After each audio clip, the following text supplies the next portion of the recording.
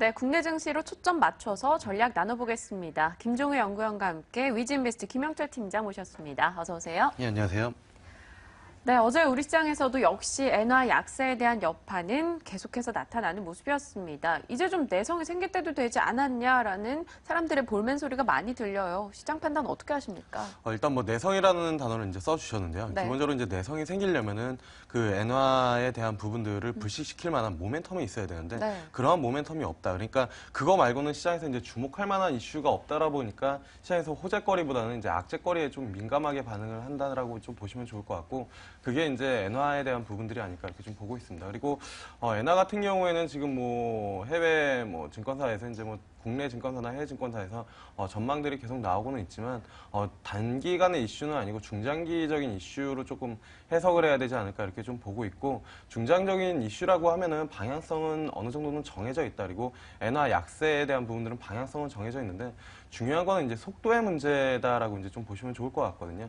지금 가파르게 이제 엔화 약세 그리고 상대적으로 원화 강세가 좀 엔화에 대비해서 이제 진행이 되고 있는데 이러한 부분들이 이제 슈팅이 나올 수 있는지 이런 부분들을 좀 봐야 되지 않을까 이렇게 좀 보고 있고 일단은 뭐 달러 기준으로 원화가 뭐 1,100엔을 만약에 상향 돌파를 하게 되면은 대내적인 쇼 커버링이 나오면서 다시 한번 악재 요인으로도 좀 작용할 수 있다. 실제로 지금 뭐 어제 이제 그 NDF 역영환율 같은 경우에는 1,092원으로 마감을 했거든요.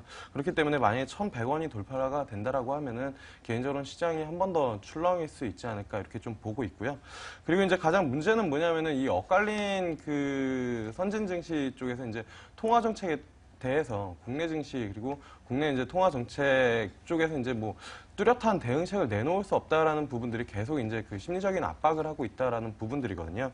그렇기 때문에 뭐 일각에서는 한국도 이제 금리 인하에 대한 부분들을 뭐 추가적으로 해야 되지 않냐 이런 이야기들이 좀 나오고 있는데 사실 금리 인하 같은 경우에는 내년에 이제 만약에 미국이 금리 인상을 하게 된다면 더 큰 문제로 나타날 수 있기 때문에 이것도 이제 좀 쉽지 않다. 그렇기 때문에 전반적으로 대응책이 없다라고 이제 좀 볼 수가 있겠고 시장 관점에서 돌아서 이제 이야기를 해보면은 지금 구간 같은 경우에는 바이앤홀드는 절대 아니고요. 뭐 낙폭 과대 있는 종목들이나 아니면은 고점에 있는 종목들도 절대적으로 단기 수익, 그러니까 짧게 트레이딩 전략을 취하는 게 뭐 바람직하지 않을까 이렇게 좀 보고 있습니다. 네, 빠르게 움직이면서 그나마 리스크를 좀 줄여보자라는 의견인데요.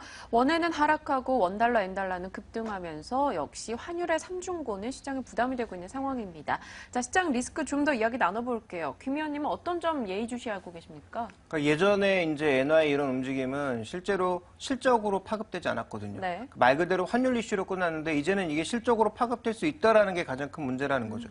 여기에도 이제 지난번에도 언급드렸습니다만 만약에 일본 기업들이 한국 기업과 단가 싸움을 하겠다라는 전략으로 돌아서게 되면 더 위험하다라는 것이고요. 그래서 현재 지금 시장의 우려는 저는 환율 우려가 어떻게 보면 실적 우려라는 말과 지금 동일하게 취급받고 있다라는 것입니다. 그래서 그렇지 않아도 우리가 실적을 계속 다운시켰는데 이런 흐름이 지속된다면 내년도에도 실적의 개선은 쉽지 않다라는 것을 방증하고 있는 거죠. 그래서 저는 이 부분에 대한 부담감이 앞으로 조금 이어지면 뭐 시장이 내리는 것은 좀 제한적이라고 하더라도 오르는 것이 쉽지 않다라고 좀 봐야 될 것 같고요.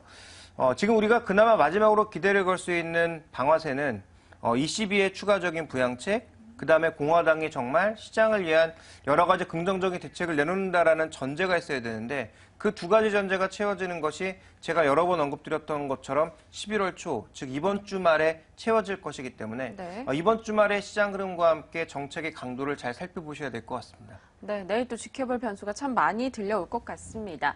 자, 저희가 앞서 시황에서 이 유가 관련해서 항공주 이야기를 했는데요. 항공주 어제 상승이 단연 돋보였습니다. 근데 유가 하락에 따라 수혜 이렇게 얘기를 많이들 하는데 어느 정도 영향을 미치고 있는 건가요?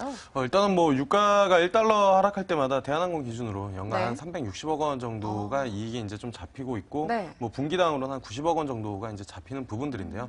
사실 이제 뭐 항공주를 분석을 할 때 뭐 한 세 가지 팩터를 좀 보고 있는 부분들인데 유가랑 그다음에 여객 수요, 화물 수요 이 정도를 좀 보고 있는데 일단은 뭐 여객 수요랑 화물 수요는 좀 증가를 하고 있는 부분들입니다. 근데 가장 중요한 건 뭐냐면은 이 그 대형 항공사 그러니까 아시아나 항공이나 대한항공으로 이제 필두를 해서 국내 이제 항공사들이 한 3년간 LCC 쪽 그러니까 저가 항공에 시장의 약진으로 인해서 수익이 이제 개선이 되고 있지 않다라는 부분들이거든요. 그렇기 때문에 단기적으로는 유가 이슈로 인해서 어제 이제 뭐 움직임이 있었고, 그리고 실질적으로 뭐 데이터를 봐도 지금 9월달, 10월달 화물 수요랑 여객 수요가 좀 증가를 했지만 이러한 부분들이 추세적으로 이어지기는 좀 어렵지 않을까 이렇게 좀 보고 있고, 뭐 오늘 이 주제를 다루고 있는데 유가가 뭐 반등을 한 부분들도 만약에 이제 뭐 유가가 그간 하락했기 때문에 그걸 어제 하루 정도 반영을 했다. 근데 여기서 유가가 추가적으로 하락할 것이라는 기대감보다는 여기가 저점을 찍고 반등할 것이다라는 기대감이 다시 한번 형성이 된다라고 하면은 항공주의 그 추세적인 상승은 좀 어렵지 않을까 이렇게 좀 보고 있고요. 그리고 전반적으로 문제는 뭐냐면은 지금 아시아나항공 같은 경우에는 뭐 오늘 실적 발표가 예정이 되어 있고 대한항공은 10일 날 이제 뭐 실적 발표가 예정이 되어 있는데 아시아나항공 같은 경우에는 포지션이 약간 어정쩡하다라는 부분들입니다. 그러니까 프리미엄 항공도 아니고 그렇다라고 이제 뭐 장거리나 단거리 쪽에 이제 어느 쪽에 포커스를 두고 있다라는 부분들도 아니거든요.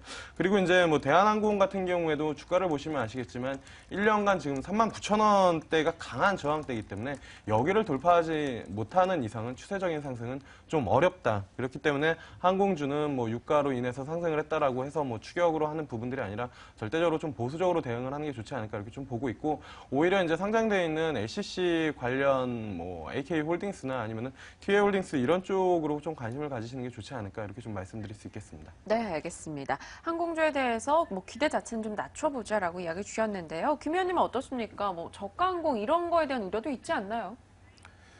지금 항공산업 자체가 커지고 있는 건 분명합니다. 네. 그런데 그 커지는 주역이 말씀해 주셨다시피 저가항공사라는 거죠. 그래서 저는 뭐 그쪽에 관심을 갖는 게 맞는 것 같고요. 전반적인 의견은 앞에 말씀해 주신 팀장의 의견에 동의하고 있습니다.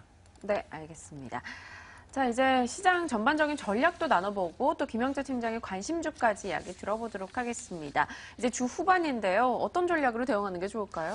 일단은 뭐 어제 이제 특징적인 부분들은 하나 좀 보면은 외국인들이 한 13거래일마다 삼성전자를 매도를 했다라는 부분들과 그다음에 중소형주 쪽에 이제 실적 이슈들이 좀 발생이 되면서 변동성이 커졌다라는 부분들 두 가지를 맞아요. 좀 살펴봐야 될 것 같거든요. 네. 그렇기 때문에 중소형주를 가지고 계신 분들 같은 경우에는 기관 수급들이나 외국인들 수급 실적에 의해서 어떻게 바뀌는지 이 부분들을 좀 보셔야 될 것 같고요.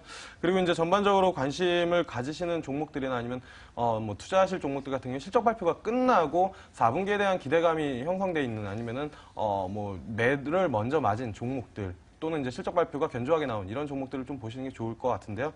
그 중에서 이제 아프리카 TV가 좀 관심을 좀 가져볼 만하지 않을까 이렇게 좀 보고 있습니다.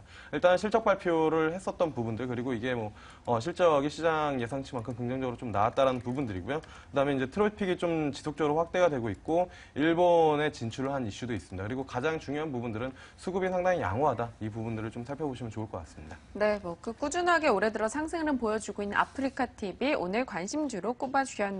시장 전반적인 이야기와 함께 종목 전략 나눠봤습니다. 김영철 팀장과 함께했네요. 고맙습니다. 예, 감사합니다.